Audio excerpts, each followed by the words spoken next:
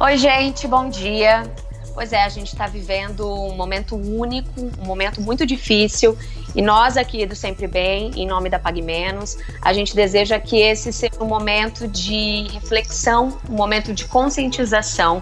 A gente precisa ficar em casa, não só pela nossa saúde, mas também pela saúde do próximo, principalmente dos idosos, né? Porque senão o nosso sistema de saúde vai entrar em colapso, como tem acontecido em outros países.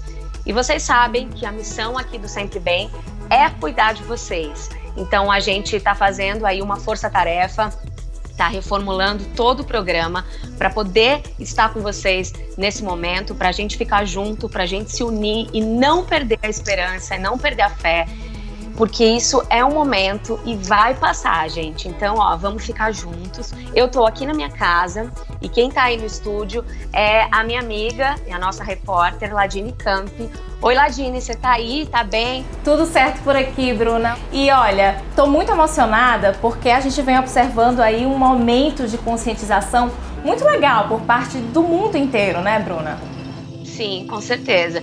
As pessoas estão, eu acho que tá caindo a ficha pouco a pouco, né?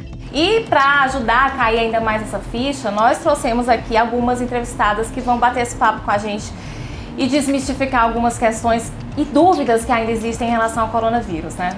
Sim, e são muitas dúvidas, eu acredito que todo mundo tenha. Então apresenta aí as nossas convidadas, Ladine. Bom, Bruna, nós estamos aqui com a doutora Roberta Luiz, que é infectologista, e também com a Vanessa Vieira, que é farmacêutica. E olha, eu já tenho uma pergunta aqui para começar, especificamente para a doutora Roberta. O que nós podemos esperar desse mês de abril em relação ao coronavírus? Todo o desenho da epidemia do Covid-19 já foi traçado pelo primeiro país acometido, que foi a China, né? A partir de 29 de dezembro de 2019, nós observamos que a curva da epidemia, porque naquela época era só uma epidemia, ela tem um pico de acometimento do maior número de suscetíveis, de pessoas suscetíveis, e isso dura em média 3 meses. E após isso, há uma queda do número de pessoas suscetíveis, consequentemente, uma queda importante do número de casos. Então, nós estamos no início dessa curva, né? Março já foi declarado essa semana transmissão comunitária nacional, e isso faz com que todas as barreiras de prevenção sejam quase que ineficazes, a não ser o isolamento social, né? Permanecer em casa, trabalhar em casa, né? Cuidar das pessoas que estão com os sintomas muito suscetíveis, muito fortes para a Covid-19. Doutora, nós começamos o programa falando um pouco dessas dúvidas que surgem, né, na mente, na cabeça da população. Quais são as maiores dúvidas? O que as pessoas querem saber? Vamos conferir. Qual a diferença entre isolamento e quarentena? O isolamento é um local específico daquele ambiente onde você está em quarentena. Quarentena dá a impressão que são 40 dias, mas na verdade a quarentena ela vai ser o número de dias necessário para o período de incubação e adoecimento de cada doença específica. Então, se você está com os sintomas, comprovadamente a suspeita é muito forte, mas infelizmente por qualquer problema logístico, você não pode confirmar que você tem o Covid na orofaringe ou na mucosa nasal, você deve ser orientado nesse momento a permanecer dentro do quarto. Então você está em quarentena e em isolamento. É um isolamento específico, individual. Quando eu digo as pessoas de um modo geral que não estão doentes, mas que poderão adoecer via transporte público de massa, congestionamento de pessoas no transporte público, excesso de pessoas, as famosas aglomerações, né? Salas de aula fechadas com ar-condicionado, auditórios, todos os possíveis locais de aglomeração, essas pessoas vão manter o isolamento social. E a quarentena é você ficar em observação ou em tratamento, se já tiver com sintomas ou a confirmação da doença, em casa ou no hospital ou na UTI. Então o isolamento ele é mais específico, certo? O isolamento social, ele é mais abrangente. O isolamento específico é para o indivíduo ou os indivíduos daquela mesma família que estejam doentes. E a quarentena é o período que esse isolamento vai durar, que no caso do Covid é um período em média de 7 a 14 dias, dependendo da presença dos sintomas ou da confirmação do exame positivo para o Covid na orofaringe ou na mucosa nasal. E doutora, qual que é a diferença entre o Covid-19 e o HN1? A influenza, ela está dentro de todos os vírus respiratórios que podem causar síndrome respiratória aguda grave. Dentre todos esses vírus que podem causar síndrome respiratória aguda grave, também está o coronavírus.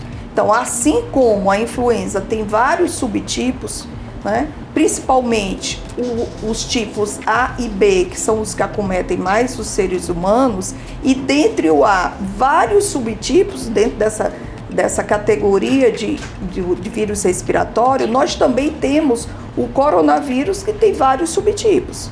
Então, até 29 de dezembro de 2019, nós só conhecíamos 6 coronavírus. Infelizmente, surgiu o 7º, e esse 7º realmente veio com características específicas que os outros não tinham. Eu queria aproveitar então e perguntar para a Vanessa, que é a nossa farmacêutica que está aí, que agora começou uma campanha, né, de vacinação contra a gripe. Como é que ela funciona, Vanessa, nessa situação aí de pandemia que a gente está vivendo? Bem, é bem importante a gente trazer essa conscientização, Bruna, em relação à vacina da gripe, porque já o calendário já previu como prioridade os idosos e profissionais de saúde. Mas por quê? Os idosos, eles são susceptíveis, e a infecção respiratória provocada pela gripe, ela pode se assemelhar, ela pode agravar ainda mais caso esses indivíduos que estão no grupo de risco, que são os idosos, eles precisam de um atendimento em saúde. Primeiro ponto, pode ajudar a diferenciar já o manejo clínico quando chegar ao hospital, se precisar da internação, ao saber que tem no histórico dele que ele foi vacinado, já facilita a escolha desse manejo. Segundo, aliviar esses sintomas respiratórios. Então é importante que todos os idosos sim procurem, tem vários serviços disponibilizados pelo país, não só condicionados às unidades básicas de saúde, escolas estão sendo utilizadas para isso, tem serviço de drive-thru, quando o idoso não precisa sair do carro, e as farmácias comunitárias, as farmácias comerciais também se tornaram pontos de vacinação. Então é bem importante que as famílias se conscientizem, não tenham medo de tirar o idoso de casa para isso, para essa ação, porque é uma ação fundamental, acho que primordial, para a gente cuidar da saúde deles. Vamos ver mais uma dúvida que as pessoas têm, pode ser? Daí.